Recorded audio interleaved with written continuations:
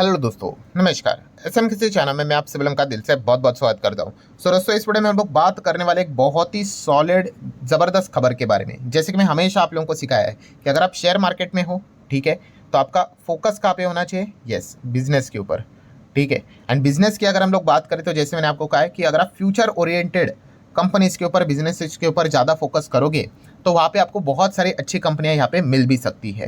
And अगर हम लोग बात करें तो इसके ऊपर मैंने कल के दिन एक डिटेल वीडियो भी बनाया था। तो आपको पता ही है, बिजनेस मतलब फ्यूचर ओरिएंटेड बिजनेस में new age business, new technology वाले जो बिजनेस रहते हैं, सनराइजिंग बिजनेस, आप जैसे भी चाहो सेक्टर जैसा चाहो प्रोनाउंस कर सकते हो। इनमें क्या होता है? यस, जबरदस्त ग्रोथ हम लोग को देखने को मिल सकती है। अगेन कह रहा हूँ, सिर्फ ग्रोथ नहीं, जबरदस्त, पावरफुल, धमाकेदार, एक्सपोनेंशियल, जो शब्द बोलना है बोल सकते हो। एकदम मतलब बहुत ही पावरफुल ग्रोथ हम लोग को देखने को मिल जाती है। एंड इसी चीज़ के चलते वो अच्छा पैसा कमा कर दे सकते हैं। सो इसी को लेकर एक सेक्टर को भी मैंने कवर किया था। अभी 15 सेक्टर तो आपको कल ही बताए थे, उसमें से एक सेक्टर था रिन्यूएबल एनर्जी।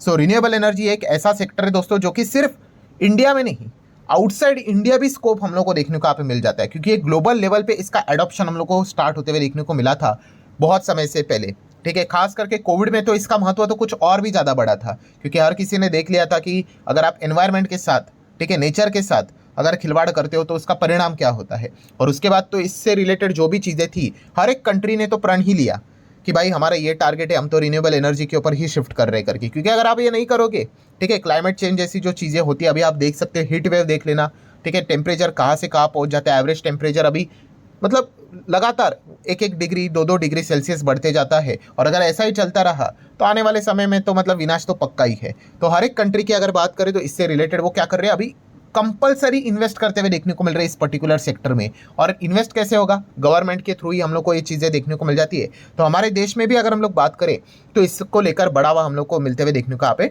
मिल रहा है। एंड इसी से रिलेटेड दोस्तों जबरदस्त ग्लोबल लेवल की रिपोर्ट आते हुए देखने को मिल रही है कि रिन्यूएबल एनर्जी से रिलेटेड ग्लोबल लेवल पे जबरदस्त जंप देखने को यहाँ पे मिल रही है। एंड अगर हम यहाँ पे बात करें दोस्तों, तो कंट्री लेवल की बात करें, ठीक है, तो इसमें बाजी किसी ने मारी है दोस्तों, तो वो चाइना ने। यस, चाइना जिस प्रकार से रिन्यूएबल सेगमेंट में आगे बढ़ते ही जा रहा है, मतलब एकदम ही जबरदस्त कंडेमेबल चीज़ है, आप ऐसा भी यहाँ पे कह सकते हो। सो पूरी चीज़ों को यहाँ पे जानेंगे, ठीक है। हमारे देश में भी कौन सी कंपनी इसमें रिलेटेड ज़बरदस्त काम कर रही है, हमारे देश में भी ऐसी कौन सी कंपनी जो इंटरनेशनली जाकर टक्कर दे सकती है चाइना को भी, तो उससे रिलेटेड भी कुछ पॉइंट्स मैं आप लोगों के सामने जरूर रखूंगा। बट उससे पहले आपको जरूर याद दिलाना चाहूंगा कि let's learn stock market and finance इस चैनल के ऊपर लगभग 8 सवा 8 बजे आप लोगों को एक इंपॉर्टेंट लेक्चर अपलोड होते हुए देखने को मिलने वाला है। तो उसको गलती से भी मिस मत करना। मार्केट में निवेश करते हो तो टैक्स के बारे में भी जान लेना, ठीक है। तो ये इंपॉर्टेंट पॉइंट है, इसको जरूर नोट करके यहाँ पे रख लेना। सो चैनल का जो लिंक है आपको ऊपर आई बटन पे नीचे डिस्क्रिप्शन में दे दिया है। सो ठीक है, जैसे कि आप लोगों को यहाँ पे बताया दोस्तों कि रिन्यूएबल एनर्जी का वर्ल्ड वाइड परफॉर्मेंस की अगर बात करें दोस्तों, तो रिकॉर्ड हाई पे जा चुका है। Year on year basis calculation होता है।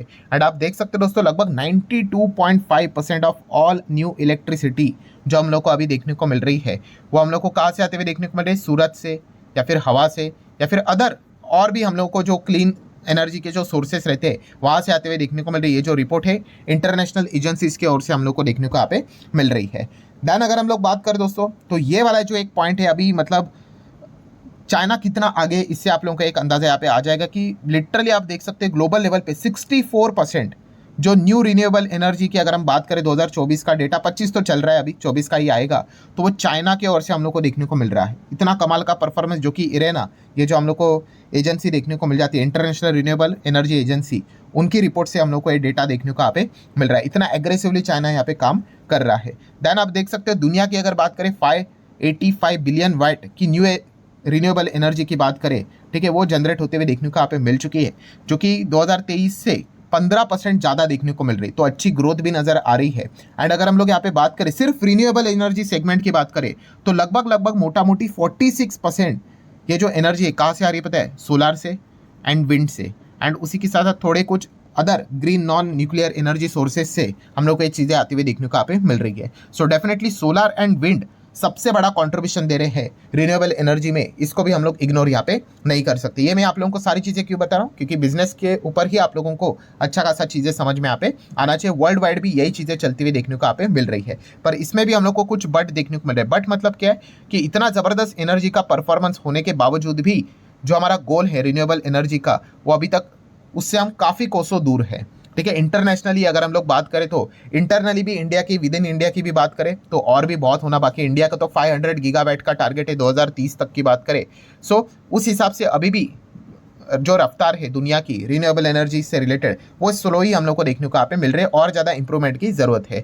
सो यूनाइटेड नेशन के जो हम लोग को सेक्रेटरी जनरल देखने को मिल जाते हैं, ठीक है, तो उन्होंने यही बताया कि रिन्यूएबल एनर्जी ये काफ़ी ज़बरदस्त तरीके से काम कर रहा है एंड फॉसिल फ्यूल को ज़बरदस्त तरीके से अभी दबा रहा है। मतलब यही पेट्रोल डीजल की बात करें, क्रूड की बात कर ले, इसी से रिलेटेड जो रिक्वायरमेंट है वो धीमे धीमे होकर कम होते हुए देखने को यहाँ पे मिल रही है। एंड इसी चीज़ को लेकर अगर बात करें तो नए जॉब भी क्रिएट हो रहे हैं, ठीक है, एनर्जी के बिल भी लोगों के कम आ रहे हैं। एंड हवा का भी अगर हम लोग बात कर ले, प्रदूषण की बात करें तो वो भी हम लोग को कम होते हुए देखने को मिल रहा है, हवा भी साफ होते हुए देखने को मिल रही है। सिर्फ एक ही प्रॉब्लम है कि जो रफ्तार है वो थोड़ा सा और बढ़ाने की यहाँ पे ज़रूरत होगी कि शिफ्ट करना है भाई क्लीन एनर्जी से रिलेटेड। तो हर एक चीज़ अभी हम लोग को कंट्री वाइड भी हम लोग को होते हुए देखने को यहाँ पे मिलने वाली है। सो डेफिनेटली इस रिपोर्ट की अगर हम लोग बात करें, इसमें ये तो पता चल जाता है दोस्तों ग्लोबल लेवल पे जो रिन्यूएबल एनर्जी का जो एडॉप्शन है वो कमाल तरीके से बढ़ते हुए देखने को मिल रहा है। हर एक कंट्री में इसका बढ़ावा हम लोग को देखने को मिल रहा है। हमारे इंडिया में भी इससे रिलेटेड अच्छा परफॉर्मेंस हम लोग को देखने को यहाँ पे मिल रहा है, ठीक है। तो ये सारी चीज़ें पढ़ना क्यों इंपॉर्टेंट होती है, क्योंकि इसी से रिलेटेड सेक्टर वाइज अगर आप फोकस करोगे तो उसके बाद वो सेकंड स्टेप स्टार्ट हो जाता है कि भाई कौन से कंपनी को स्टडी करना है कि नहीं करना है करके, ठीक है। हाँ, ये बात ज़रूर है दोस्तों कि अगर हम बात करें तो इसमें चाइना बहुत ही एग्रेसिवली आगे बढ़ते हुए देखने को मिल रहा है। आप सोच भी सकते हैं दोस्तों कि अमेरिका को इससे रिलेटेड प्रॉब्लम होगी, क्योंकि एनर्जी से रिलेटेड बात करें अभी ट्रम्प का तो भाई फॉसिल फ्यूल क्रूड से रिलेटेड कितना गहरा रिश्ता है आपको पता ही है, इसलिए वो इस चीज़ को लेकर भी विरोध करते रहते हैं। क्योंकि एनर्जी सेगमेंट में भी अभी क्या कर रहा है, ग्लोबल लेवल पे चाइना डोमिनेट करते जा रहा है, ठीक है। और इंडिया की अगर बात करें दोस्तों तो डेफिनेटली हम काफ़ी पीछे हैं। सो काफ़ी कुछ काम करना है यहाँ पे बाकी है। ये चीज़ को हम लोग नकार नहीं सकते हैं कि क्यों चाइना इतना एग्रेसिवली आगे यहाँ पे बढ़ता है और उनकी इकोनॉमी क्यों इतनी स्ट्रांग हम लोग को देखने को मिल जाती है। एंड इनफैक्ट अगर हम लोग यहाँ पे बात करें इलॉन मस्क की भी बात कर ले, टेस्ला की अगर बात कर ले, ठीक है, ये भी इलेक्ट्रिक व्हीकल उसी सेगमेंट में आ जाता है, ठीक है। उसमें भी अगर हम लोग देखें तो सबसे बड़ा कड़ा टक्कर इसको कौन देता है, अल्टीमेटली चाइना ही देता है। 2023 का डेटा अगर आप देखोगे तो उसमें भी नंबर 1 नंबर 2 तो गाड़ियाँ मतलब टेस्ला की हम लोग को देखने को मिलती थी, सबसे ज़्यादा मॉडल्स बिक रहे। बट उसके बाद चाइना, ये भी चाइना, ये भी चाइना, ये भी चाइना, देन नीचे के भी अगर आप कुछ देखोगे तो ये भी चाइना, ये एक जर्मनी है, देन ये भी चाइना। मतलब 2024 का डेटा अगर आप चेक करोगे उसका नेक्स्ट ईयर का, ठीक है, तो नंबर 1 पे तो हम लोग को BYD देखने को मिले जो कि चाइनीज़ कंपनी है, ठीक है।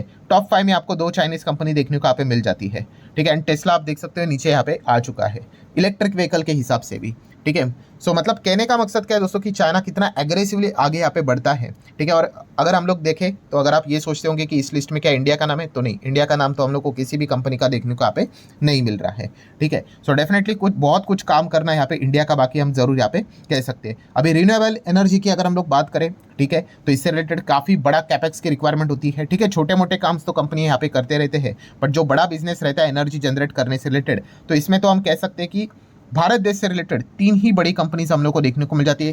कंपनी बोल सकते हैं या फिर ग्रुप बोल सकते हैं, कोई छोटा मोटा बिजनेस तो है नहीं, आप सभी लोगों को पता है। सरकार का भी रेस्ट्रिक्शन होता है, सरकार का भी साथ यहाँ पे होना चाहिए, तभी जाके वो चीज़ें की जा सकती है। सो 3 बड़े ग्रुप इसमें हम लोग को बड़े स्तर के ऊपर काम करते हुए देखने को मिल रहे हैं और इनमें इतनी काबिलियत है कि ये इंटरनेशनली भी जा सकते हैं, ठीक है। हाँ, अभी की करंट स्थिति की बात करें पीछे ही है, बट यस काबिलियत तो ज़रूर है। उसमें से एक आता है टाटा पावर, देन आता है JSW एनर्जी, ठीक है, एंड तीसरा अगर कोई आता है वो है अदानी ग्रीन, अदानी ग्रुप की अगर बात करें तो, ठीक है। तो ये 3 ग्रुप वाली कंपनीज को आप जरूर अपने साइड से स्टडी यहाँ पे कर सकते हो। बट यस, अदानी की जब भी हम बात करते हैं तो हमेशा मैं आप लोगों को वो चीज़ याद दिलाता हूँ कि यस ये कंपनी काफ़ी बार, ये ग्रुप काफ़ी बार अलग अलग कॉन्ट्रोवर्सी में यहाँ पे फंसता रहता है। इनफैक्ट अगर मैं बात कर लूँ इन 3 ग्रुप में से अगर कोई इंटरनेशनली बड़ा प्रेजेंस अगर क्रिएट करने का रिन्यूएबल एनर्जी से रिलेटेड किसके पास अगर पावर है, ताकत है, तो अदानी के पास ही। आप देख सकते हैं अदानी का इतना बड़ा सोलर से रिलेटेड हम लोग को बिजनेस देखने को मिल जाता है, जो कि स्पेस से भी देखा जाता है। इतना उसका ज़बरदस्त हम लोग को मतलब इतना बड़ा बिजनेस देखने को यहाँ पे मिल जाता है। बट प्रॉब्लम क्या है, यस वो कंट्रोवर्सी में यहाँ पे फंसते रहते हैं एंड इस चीज़ के चलते उनको काफ़ी कुछ यहाँ पे खामियाजा यहाँ पे भुगतना पड़ता है। आपने देखा ही, अभी अलग से आप लोगों को यहाँ पे क्या बताऊँ। और जब भी मैं इसकी बात करता हूँ काफ़ी लोग कमेंट सेक्शन में पूछते भी है, सर देखा गया तो क्या फिर अदानी ग्रुप ही ऐसा करता है क्या, बाकी के ग्रुप एकदम नॉर्मल यहाँ पे रहते हैं? तो देखो, मेरे इसके पहले भी ये सवाल का जवाब आपको दे चुका हूँ कि बाकी के ग्रुप्स की बात करें, देखिए बिजनेस करते वक्त अगर देखा गया ऐसा कभी नहीं होता कि 100% क्लीन करके, कुछ ना कुछ तो चीज़ें रहती है ऊपर नीचे।